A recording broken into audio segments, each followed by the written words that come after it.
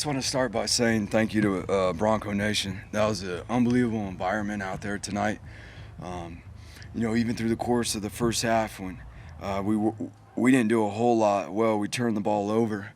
We didn't play as well as we obviously did in the second half on defense, really in all three phases. But can't tell Bronco Nation how much they were a part of that comeback, the way they were in the second half, the way that stadium was electric. And that's this team, this program, we appreciate you for that.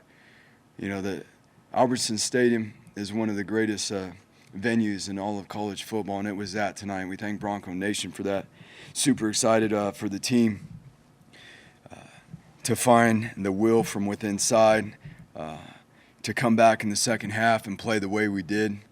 Super excited for the coaches. They did some unbelievable things at halftime in terms of, there were some adjustments at halftime, but really there wasn't a ton of things. We turned the ball over in the first half, as we talked about. At halftime, we knew Ashton, if we're going to get ourselves back in a hurry like we needed to, Ashton was going to be a big part of that. And Ashton just needed a few minutes there after the second fumble in the locker room at halftime. We very well knew he was going to be the guy, one of them, to help us lead, get back into the game and eventually take the lead. Very proud of him. It's not always going to be perfect, but really proud of how Ashton persevered tonight. Really proud of how the quarterbacks played together. We knew this was going to need to be a team victory. This team was coming off a bye week. They certainly had some new things, some new wrinkles that they did on defense and on offense. But the biggest part of that team victory was seeing how the two quarterbacks worked off of each other tonight. And we're willing to do whatever, to help this team win. That's who this team is.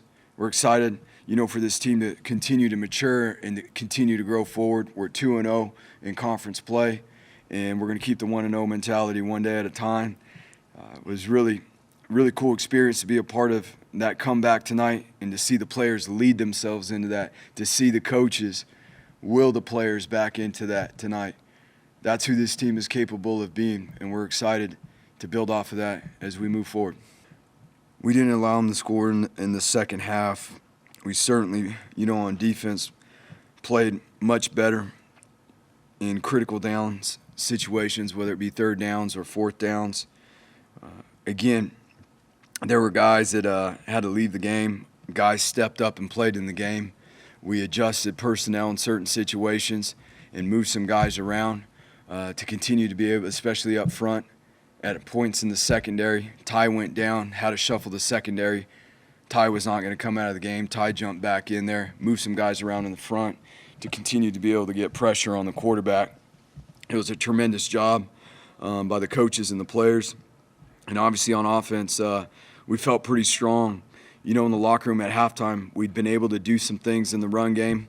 We showed flashes in the pass game. We just needed to make sure we took care of the ball, and was very pleased that we did that.